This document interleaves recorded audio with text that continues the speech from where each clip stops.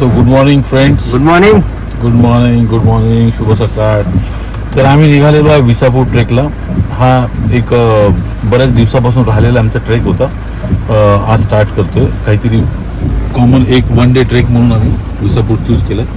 लवकरात तुम्हाला हे बघा आमचे मित्र आलेले आरामात एकदम भरपूर वाट बघू. तर बऱ्याच वेळाने वाट बघून 1 तासानंतर आमचे मित्र आलेले आहे. एक तर म्हणत होता आज ऑरेंज आणि रेड अलर्ट आहे तरी आपण जाऊ. सकाळचे 6 वाजलेले आणि आम्ही निघालो लोणावळ्याच्या दिशेने. पुण्यावरनं लोणावळ्याकडे जाताना 500 संपल्यावरती एक लेफ्ट टर्न जातो, तो सरळ जातो मळवलीला पोचल्यावर आम्ही तिथे ब्रेकफास्ट घेतला आहे. आम्ही हायवेला पण घेतला असता, पण इथली मजा थोडी वेगळीच होती, त्यामुळे म्हटलं या गावचं आपण करूया. मळवली गावातून 15 ते 20 मिनटं लागतात गडाच्या पायथ्याला पोचायला. हा भाजे केव मार्ग आहे. या धबधब्याच्या जवळून आपण जातो. इथूनच तुम्हाला भाजे केव्जमध्ये पण जाता येईल आणि इथूनच तुम्हाला त्या गडाला पण जातो. या गडाला जायला 2 रस्ते आहेत. आम्ही लोहगड साईडच्या रस्त्यावरनं जातो आहे, कारण का हा जवळ आणि असा व्हर्टिकल आहे आणि वेळ पण कमी लागतो. इथे विसावा म्हणून रेस्टॉरंट आहे, तिथे आम्ही पायथ्याशी गाडी लावली आणि तिथून आमचा ट्रेक सुरू केला. नाव वी आर ऑन विसावा restaurant. Here you can take a breakfast and just you will see fort this side just behind me. You can see here the fort. So this is the way. Okay. Now we have parked our vehicle here and we start from here.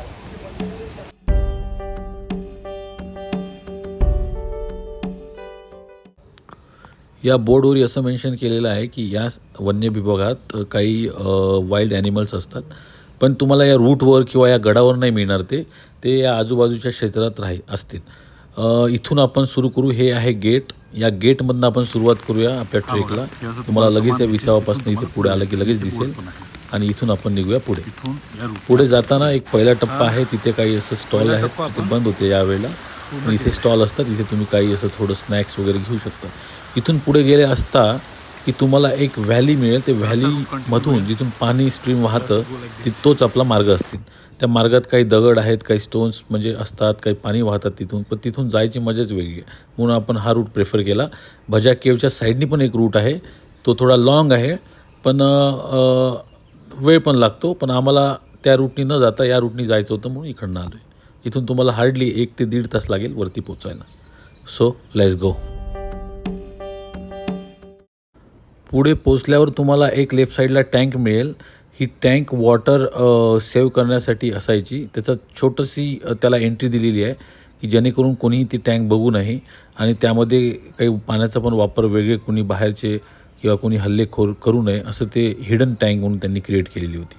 बघा इथून आता stream सुरू झालेली आहे. आता आपण इथून जाऊयात.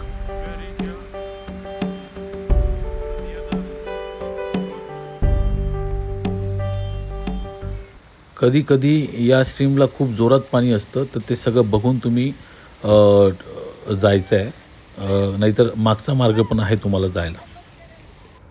सो आपण पोचलेलो आहे वरती. एक अर्धा तास लागला आपल्याला 20 मिनटं पोचायला.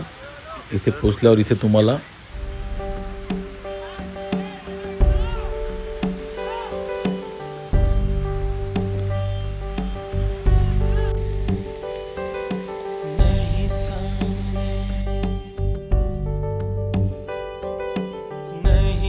वरती आपण पोचलेलो आहे.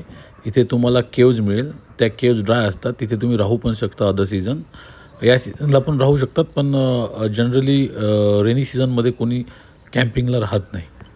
सो आपण चालू करूया लेफ्ट साईडनी आणि राऊंड घेऊन राईट साईडनी परत याच कॉर्नरला इथे येणार. तर चला आपण घेऊयात या गडाचा सुखद असा आनंद. Let's go.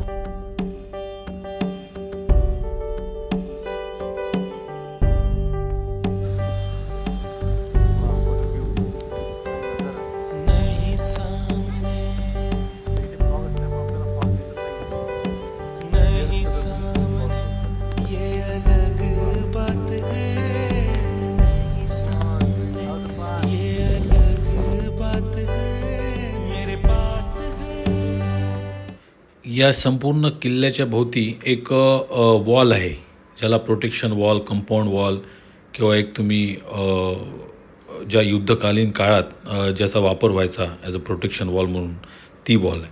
या वॉलवरनंच तुम्हाला चालायला मार्ग मिळेल, रस्ता मिळेल, की या वॉलवरनं पण पूर्वी चालायचे आणि तिथूनच ते काही होल्स राहायचे, त्याला काही कटआउट्स राहायचे, जिथून ते अटॅक करायचे, गन चालवायचे. अदरवाईज काही कोणी येत असेल त्यांना बघायचे, तिकडून काही अटॅक झाला तर त्याला कसं ब्लॉक करायचं ते या वॉलचं काम असायचं.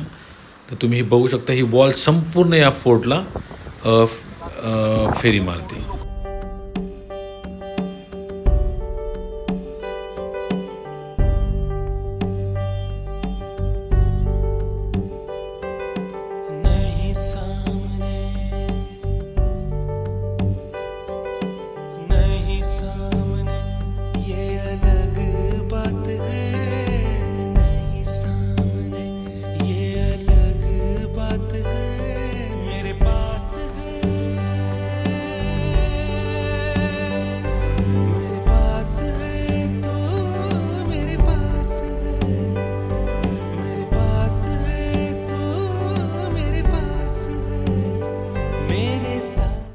पंधरा मिनटं गड एक्सप्लोर केल्यानंतर काही पुढे आम्हाला टँक्स मिळाल्या. अतिशय सुंदर अशा टँक्स होत्या, ज्या पूर्वी पाणी साठ्यासाठी उपयोग करायचे. What a climate, amazing. Rain, wind, fog, this amazing. You will enjoy definitely.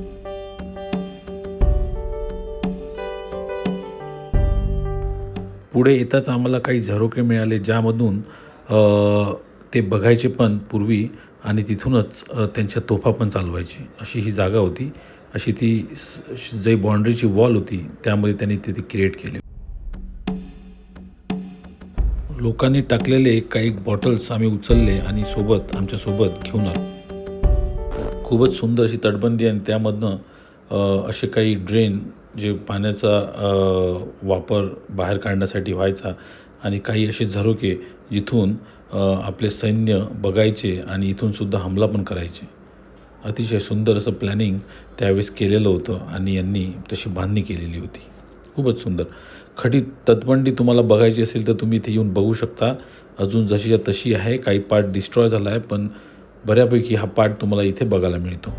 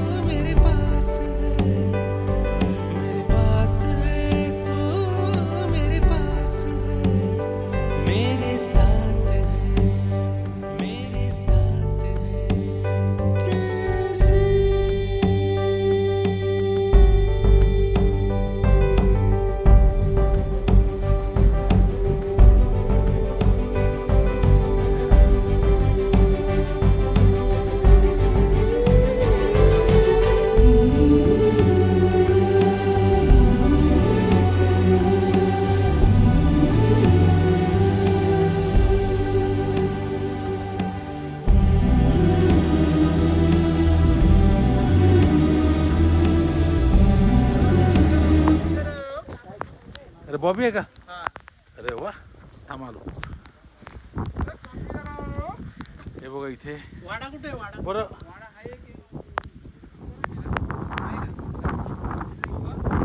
हा तो मध्ये येतो ना. बरं, हा याला काय म्हणतो आपण? हा राजवाडा. बघा, आता आपण आज राजवाड्याची इथे आलोय. पूर्वी याला राजवाडा म्हणून ओळख होती. बघूयात काय याच्यामध्ये. छोटा राजवाडा. हा एरिया कवर होता पूर्वी, पण आता तो कालांतराने ओपन झालेला आहे. सगळं दगडाचं बांधकाम आहे.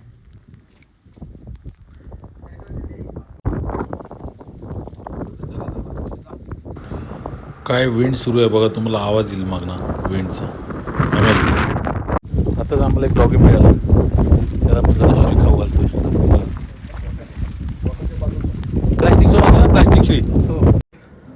राजवाड्यावरनं पुढे येऊन आम्ही भजा केवचा जो मार्ग आहे दुसरा गडावर येण्याचा, त्या मार्गावर काही स्टेप्स आहेत वरती. त्या स्टेप्सचा आनंद घ्यायला गेलो. तिथे ते स्टेप्स फार फेमस आहे in rainy season mostly because of that waterfall. Waterfall directly या स्टेप्सवर पडतो आणि ते पाणी त्या स्टेप्सवरनं खाली येताना इथे खास लोक बघायला येतात.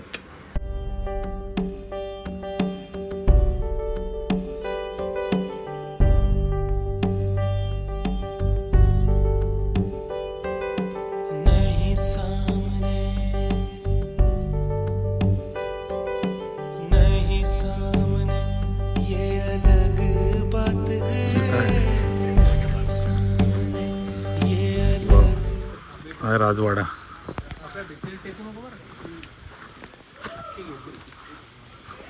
This is Rajwada.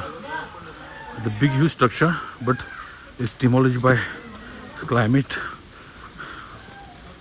Maybe the environment is amazing. You can see a detail how they have designed the around the space and center. Look at this big wall. Amazing. This is the story of fort. Amazing. हे आहे महादेव मंदिर.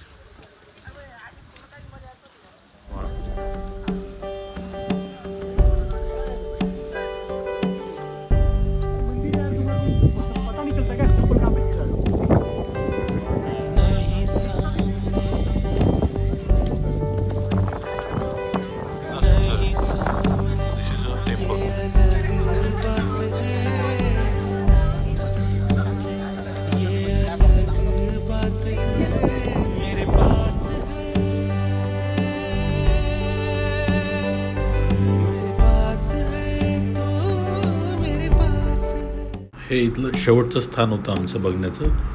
हे महादेव मंदिर. यानंतर आम्ही उतरायला सुरुवात करू. थँक्यू.